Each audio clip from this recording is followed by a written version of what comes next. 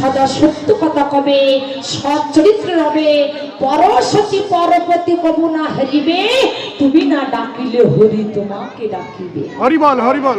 নিতাই গৌর হরি হরি বল।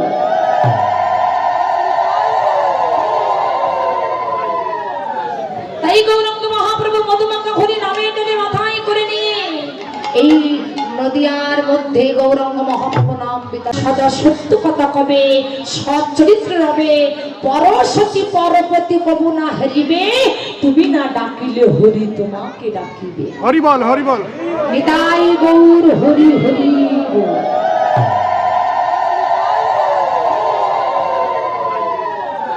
তাই গৌরাঙ্গ মহাপ্রভু মধুমাখা হরি নামে টেনে মাথায় করে নিয়ে এই নদিয়ার মধ্যে গৌরাঙ্গ মহাপ্রভু নাম বিতরণ করছে। এই নামই করো কেন হরি হাতে হরণ করে জীবের সত্যাক মায়া আদি, রীতে দীপুগণের তত্ত্বনাশ করে নিরবধি।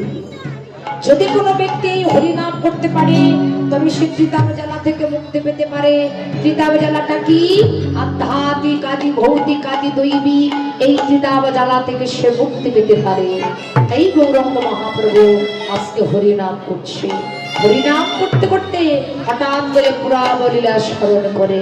পুরাবলীলা স্মরণ করে গৌর হরি কি করছে জানো? সিংহাবেন মরলে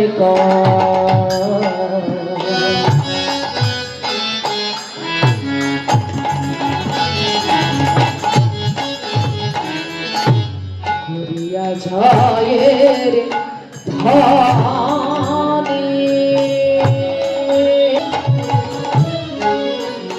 সিংহাবেন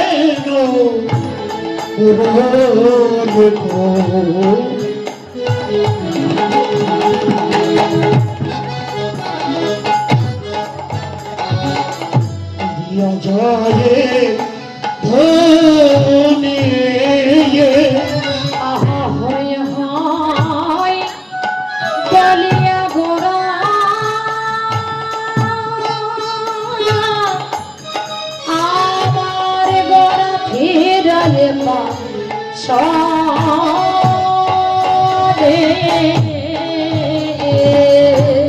হই হই বলিয়া গোরা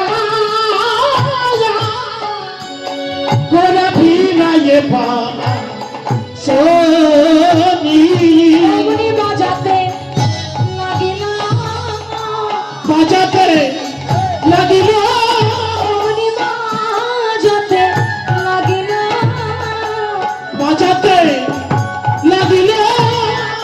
বাবা বেশ তোমারি আমার বাজাতে লাগিল, বাবা বেশ গৌরবা বাজাতে লাগিল। আমার সিংহাবেন মরলে বাজাতে লাগিল, সিংহাবেন মরলে বাজাতে লাগিল। আমার সিংহাবেন মরলে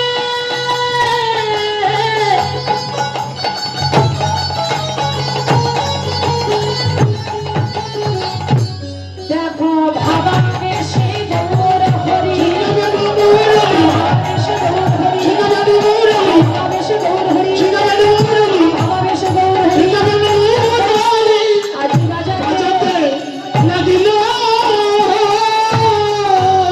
সিংহাবেন মরলে করিয়া জয় ধ্বনি, করিয়া জয় ধ্বনি, হই হরি বলিয়া গোরা হীরায়ে পাঁচনি, হিরায়ে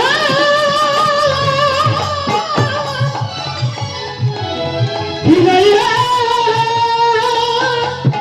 হিরায়ে পাচনি। বললেন সিংহাবেন মুরলী করিয়া জয় ধ্বনি, হই হই বলে ঘুরে ফিরে পাঁচনি। বাবা এই জায়গাটা একটু লক্ষ্য করবেন, হই হই যিনি বর্তমানে এই পদখানা যিনি রচনা করেছেন তার নাম হচ্ছে বাসুদেব ঘোষ।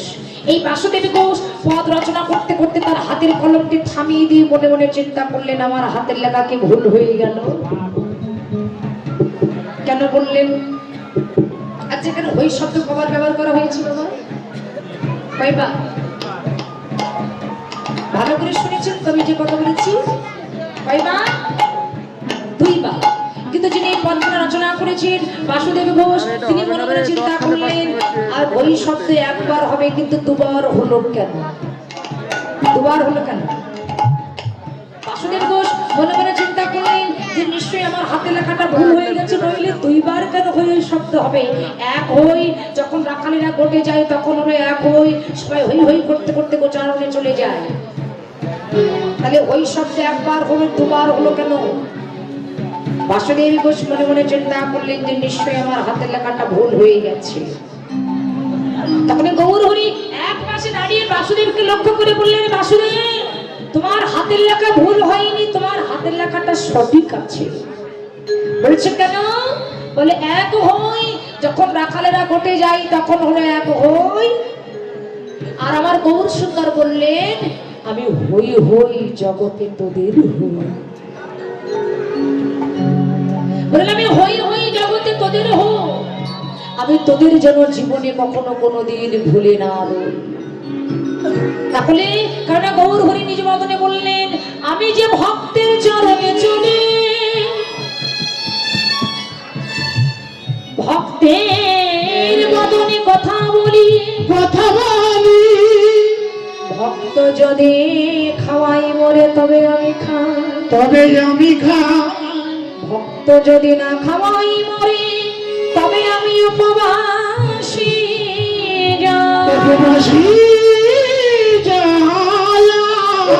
বললেন, আমি ভক্তের চরণে চলি, ভক্তের মতনই কথা বলি, ভক্ত যদি খাওয়াই মরে তবে আমি খাই, আর ভক্ত যদি না খাওয়াই মরে তবে যে আমি উপবাসী যাই। ভক্ত আমার মাতা পিতা, ভক্ত আমার গুরু, ভক্তদের নাম রেখেছে আমার বাচ্চা কল্পতরু। আমার ভক্তের হাতে আমার প্রেমের ডুরি, আমার ভক্ত আমাকে যেদিকে ঘুরায় আমি সেই দিকে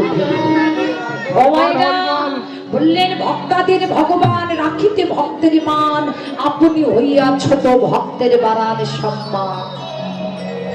ভগবান বললেন, শুধু এই যুগে নয়, প্রত্যেকটা যুগে যুগে আমি হলাম আমার ভক্তের কাছে আমি ভক্তির কামাল।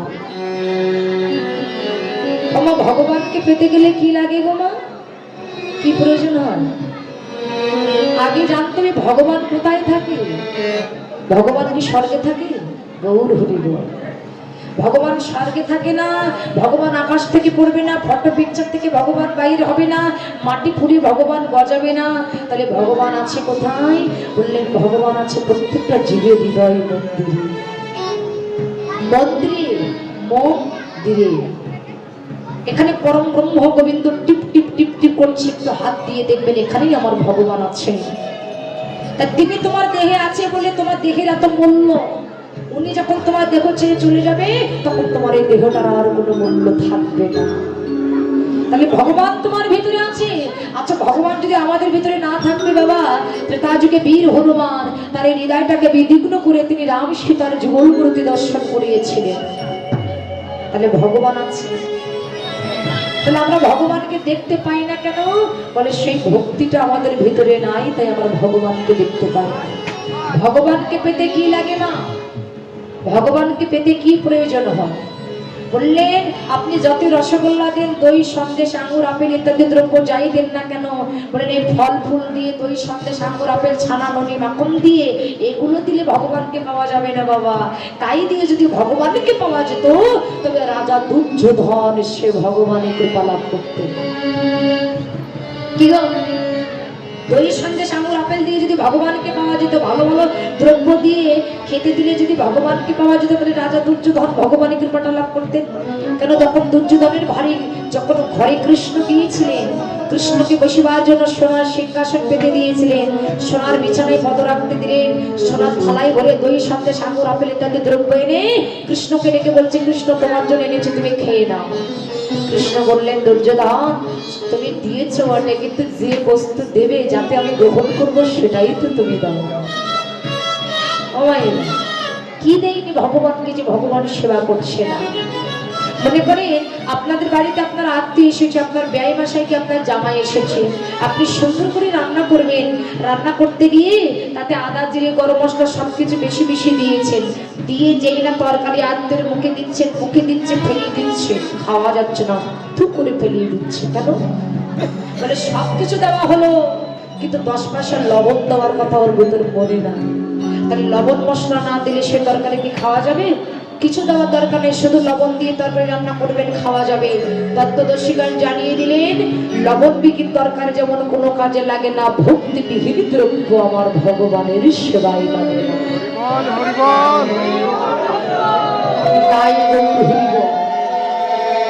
তাহলে ভক্তিবিহীন কোনো দ্রব্য ভগবানের সেবায় লাগে না। দুর্যোধনের বাড়িতে ভগবান সেবা করেনি, সেবা করেছিল কোথায়?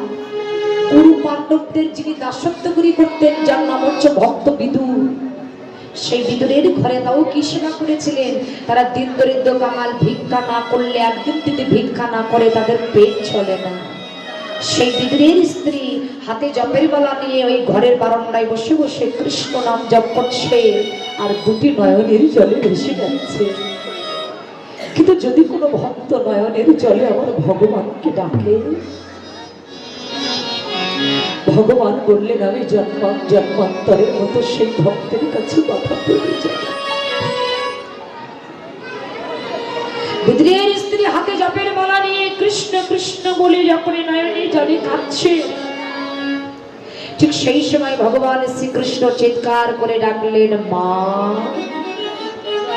যেই না মা বলে ডেকেছে, বিদুরের স্ত্রী চোখ করলেন, গো এমন কোকিল কণ্ঠে আমাকে কে মা বলে ডাকলো? এমন করে আমাকে জীবনে কেউ কখনো কোনোদিন মা বলে ডাকে না। এমন সুমধুর কণ্ঠে আমাকে কেউ কোনোদিন মা বলে না, এমন ডাক আমি কোনোদিন শুনি নাই। কে গো? কে এমন কোকিল কণ্ঠে আমাকে মা বলে ডেকেছে? বিদুরের স্ত্রীর সামনে আমার ভগবান শ্রীকৃষ্ণ দাঁড়িয়ে বলছে, মা আমি কে? আমি তোমার কৃষ্ণ, কৃষ্ণ দয়াল। তুমি আমার বাড়িতে এসেছো কেন? বাবা জানিস মা, আমার না বড় ক্ষুধা পেয়েছে, কিছু খেতে দিবি?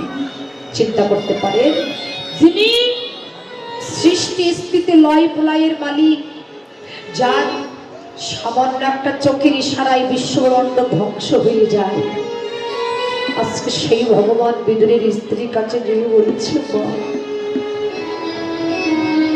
আমাকে একটু খেতে দেবে, আমার যে বড় ক্ষুধা পেয়েছে।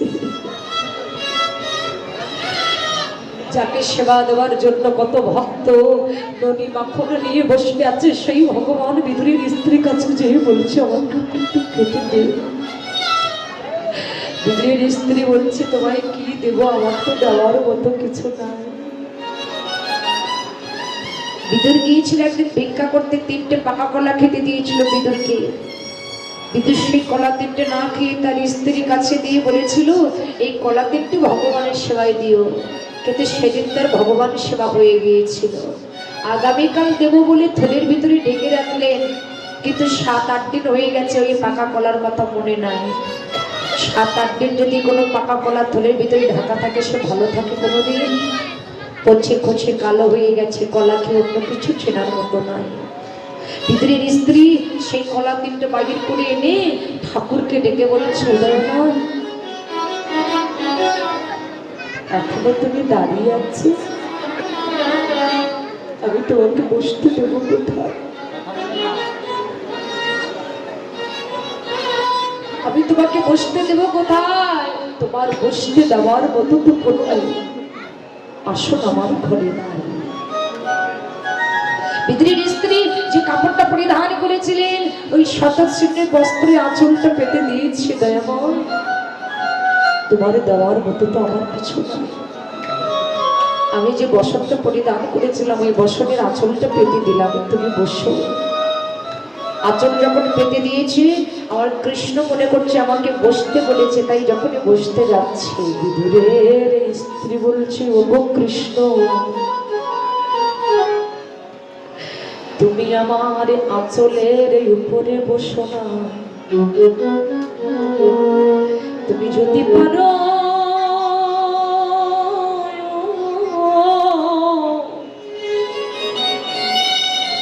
তুমি যদি পারো আমার কোলের উপরে উঠে বসো, তোমার চরণ দুটি আমার আঁচলের উপরে রাখো, আঁচলের উপরে রাখো, ওগো কৃষ্ণ,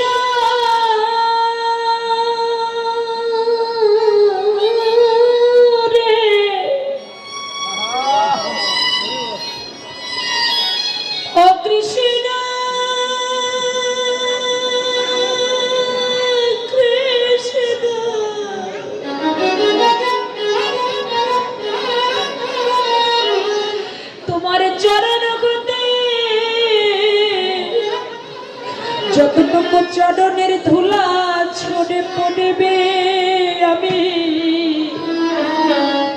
আমি যতন করে বেঁধে রেখে দিব, ওগো দয়াল, সেদিন আমার জীবনের বেলা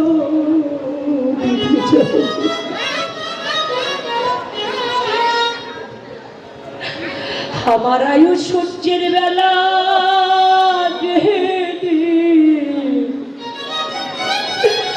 যেদিন ডুবে যাবে, হরিবল হরিবল, আমি যেদিন ভব নদীর কিনারে গিয়ে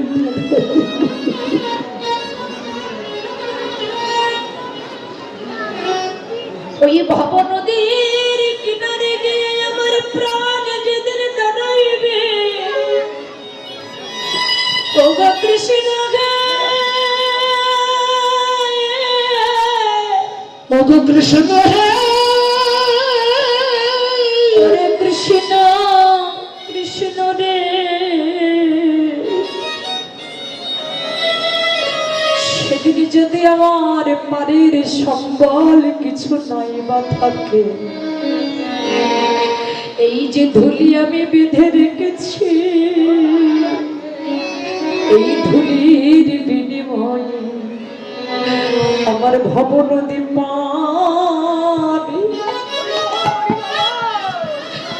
পারি করে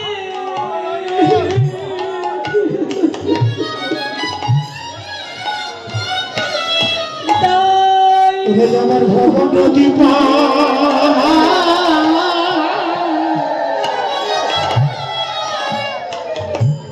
পার করে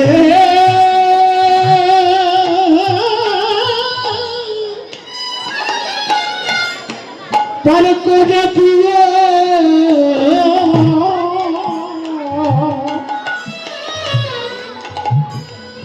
আমায় ভব নদী পার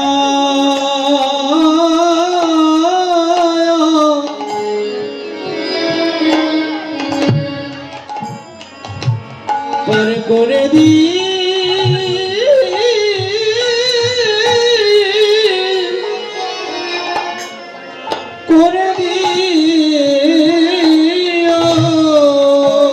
যেদিন আমার খাঁচার পাখি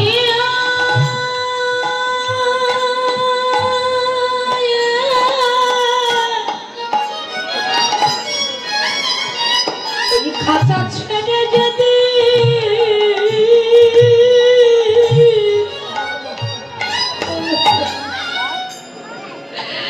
যেদিন উড়ে যাবে,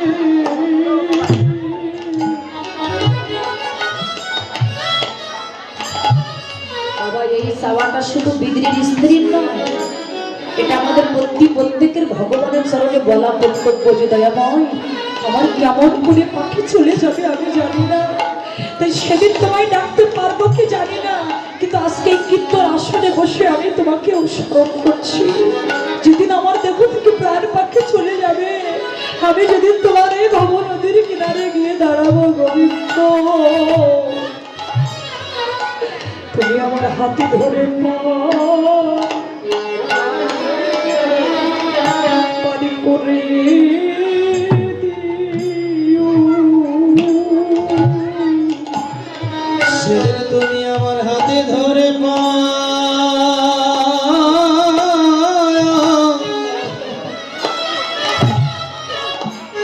পার করে দিও।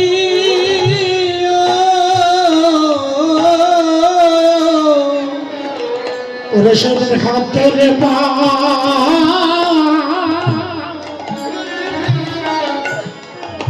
পার করে দিও।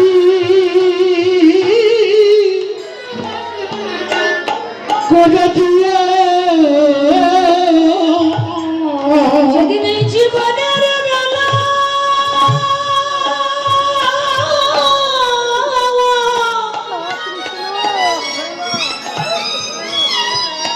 আমার জীবনের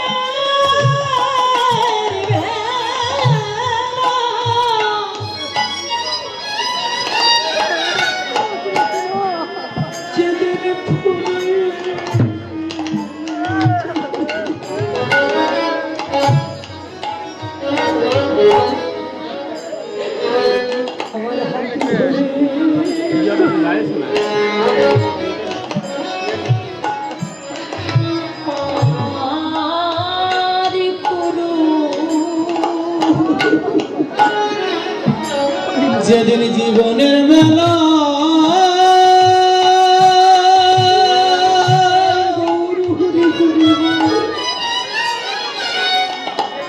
তোর জীবনের মেলা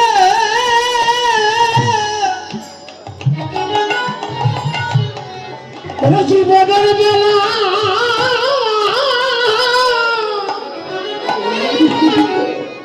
যেদিন ফুরাইয়ে যাবে সেদিন তুমি আমার হাত ধরে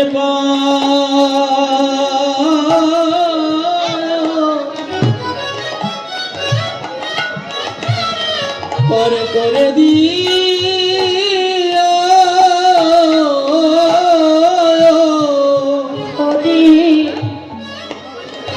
দিন তো গেল, সন্ধ্যা হলো, পারে করো আমারে। হরিদিন তো গেল, সন্ধ্যা হলো, পারে করো আমারে। হরিদিন তো গেল, সন্ধ্যা হলো, পারে করো আমারে। তুমি পারে করতা জেনে বারতা, তাই ডাকে তোমারে। তুমি পারে করতা জেনে বারতা, তাই ডাকি তোমারে। হরিদিন তো গেল, সন্ধ্যা হলো, পারে করো আমারে। হরিদিন তো গেল, সন্ধ্যা হলো, পারে করো আমারে। শুনি করি নাই যা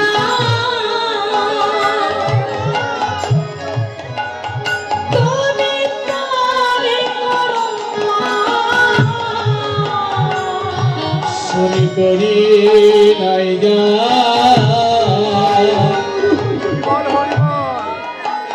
তুমি তারে করো আমি তিন ভিখারি নাই করে দেখো চলে ছেড়ে অনেক তো গেল, সন্ধ্যা হলো, আরে করো আমারে।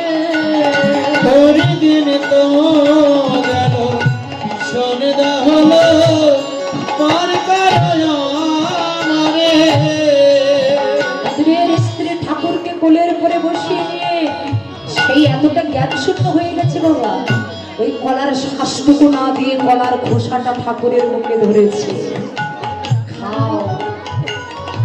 আর আমার ভগবানও সেই কলার সাজ দিচ্ছে না, এটা ভগবানের জ্ঞান নাই, সে নির্বিঘ্নই কলার খোসাটা সেবা করছে।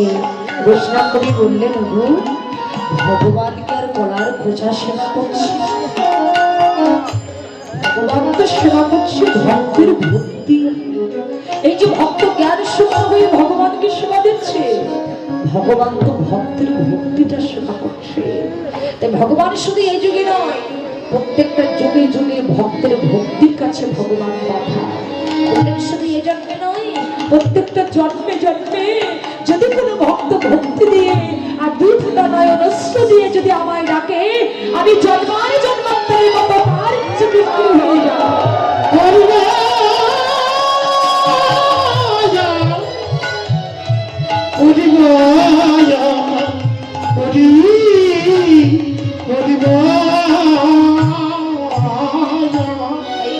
যখন হই হই করছে, গৌরীর হই হই শুনে তারা এসেছে যেন আহারা মায়া সন্তান